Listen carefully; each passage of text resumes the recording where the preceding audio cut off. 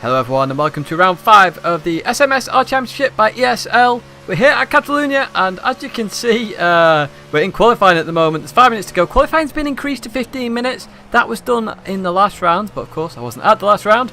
I was racing a few different cars around the track in Bedford. As you can see here, I just let Magic Michael go. I wasn't sure whether it was Michael at the time. I just saw a fast LMP car coming up. This is the story so far in qualifying is the traffic. You can see the dots on the map. We've got about 27 cars on track. A couple of challenges couldn't make it. So getting a clean lap in is absolutely insanely tricky. So because I'd already abandoned the lap, I let Hades through there. He had braked himself a little bit, but he manages to bring that back. And again, there's more dots coming in. So obviously the LMPs have been qualifying for 10 minutes already. They're now catching back up to the back of the field of the GT cars. So at this point I think, right, I'm going to let everyone go here. I'll have time for one more lap. So I'll let one guy go and another guy go. And I see there's more dots just coming. It's got to end at some point. There's got to be a space on the track. So I keep going. I realise now I'm going to have to stop so the car stalls itself. Flame Phoenix goes. We've got Kaki going there. Kaki in 4th place at the moment there. Ludovic. We've got Okaroka, then Rossi. And then I see a clear track. I mean, excellent. Here we go. So I just look behind me, make sure. I've just reset my car. Make sure nobody's there. I'm going to have one lap. Can I do it? So you can see Popsu is in 16th. There's also... sorry, Popsu is in 15th. I'm in 16th, of course.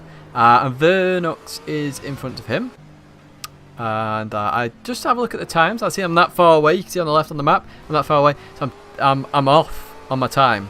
My fastest at the moment is a 1:43.0. My potential before this race is a 1:42.1.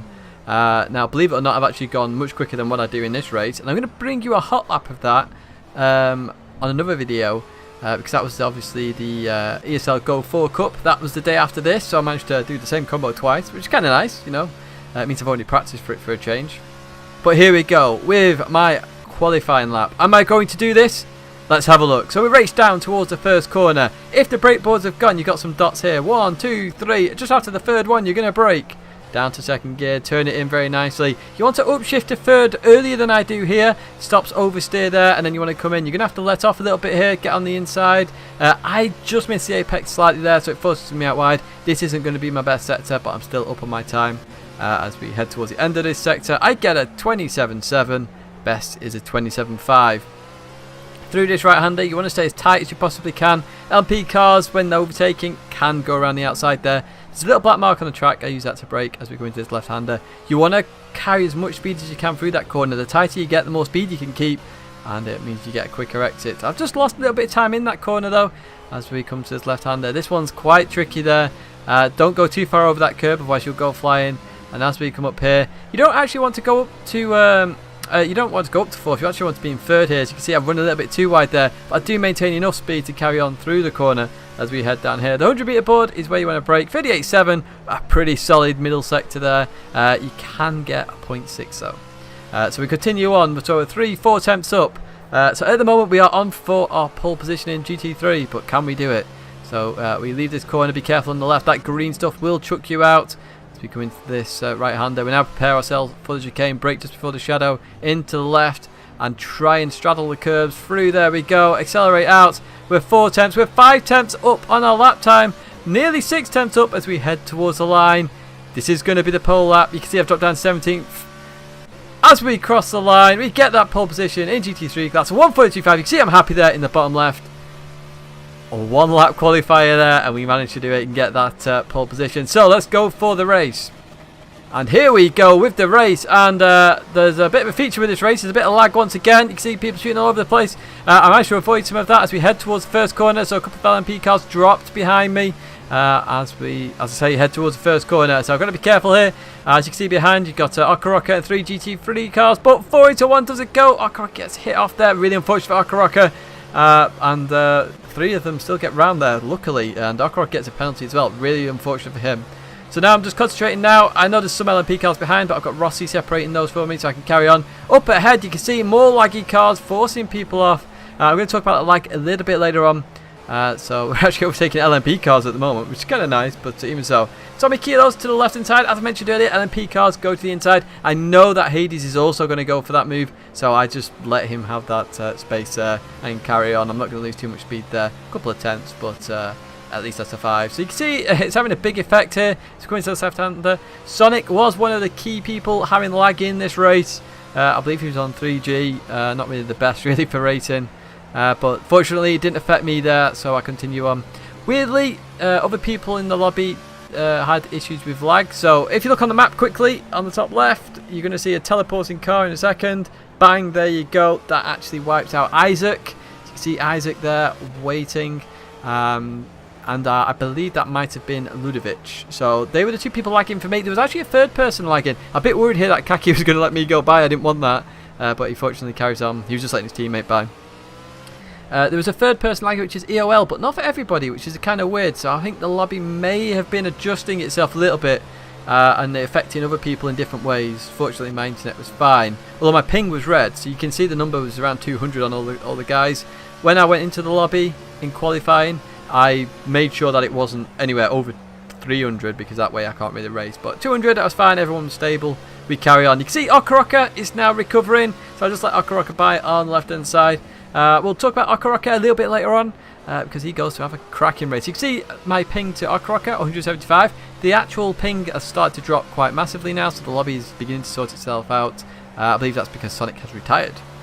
So we now have EOL. He's the last LMP car. No, he's not actually. Sorry, Isaac's going in the pit. EOL is coming. I just let off here early. Just brake, let him go through. And turn in. He runs a little bit wide. Well, doesn't run a bit wide. Sorry, he gets a little bit of wheel spin. We get a nice, lovely merge to a few laps later, where Isaac's managed to catch up to me, and Isaac's actually on a run here to try and catch up to EOL and the rest of the field to get some positions back after that teleporting car. Really did some serious damage to his car. I'm not going to let him through here. The LMP cars are very strict with the white lines. They have to stick to them, whereas in the Challenger class we can stick to track penalties. So you'll see me run a little bit wider, and that's kind of a bit fair. I'll flash him over because I want a bit of slipstream off him, and he flashes as well. So we continue on. You can see my ping there, gone to 84. Now it's a lovely little merge, and we got to lap 11 now, from lap 5 to lap 11. This is how quiet my race actually was, believe it or not, because I was out in front in the GT class. I didn't have much to worry about. So you see I'm 9 seconds ahead of Popsu at the moment. I can now judge the LMP cars a little bit better than I did at Silverstone and see if I can get this right. So what you can see here, I'm looking behind myself on the corner, trying to work out who's in the lead. So I can see Storm's in the lead, which is a surprise. If you remember from Season 1, Mangator absolutely dominated here. So, as I mentioned earlier, LMP cars always go to the left here, GT stay to the right. Let the LMP car get that inside line for this corner, and then just turn in. And through Storm goes. So Storm's got a bit of a gap then. And now I see these 3 battling. Now I know I don't want to be involved in this. I don't want to get anywhere near this because potential damage to my car. Don't want it to happen. And 3 guys I actually respect while racing as well, so I just pull off to the right side, let them go through, and let driver through as well. And then we continue on. So we lose about 2 seconds, 2.5 seconds there to those for doing that. But I think that was a sensible option. I had such a big gap there. I didn't want to have any risk to my car. Now this is an interesting one. Ludovic, I mentioned earlier, was lagging a little bit. Here he is on my screen. You'll just see him teleport. There you go. You see that teleport? I'm just going to let off here. I don't want to be anywhere near this because it'll just cause me chaos. So you can see here, I've let off down the start finish rate. I'm not even going full pelt here either. I want him to disappear. I want him to sod off. Go away. And you'll see him like here. Now imagine if I was close to him there. That could have been me wiped out. Made a conscious decision there straight away. Let him go. I don't care about losing another half second there. Let him go. I don't want to get damage. So he carries on. Next up, I think is Hades from memory. I'm going off memory here. Yes, it is Hades. So I go to the right side. I try and make my make it very distinct where I'm going. I let off here, just brake slowly, let him go through. He runs wide. That's where I got the confusion with EOL and Hades, which did slow me down a bit. Bit annoying, but continue on anyway. And you can see that gap's dropped a little bit to Popsu. The gap is really varied at this point in the track. It will go back up again slightly, as you can see there. So next up is Michel from TX3, and you might remember him from Monza. I was worried about lag, but because he wasn't lagging, so I could continue racing. I'm obviously again going to take the inside line as a GT car. That's my line there. If I run wide, I'm going to run straight off into the gravel.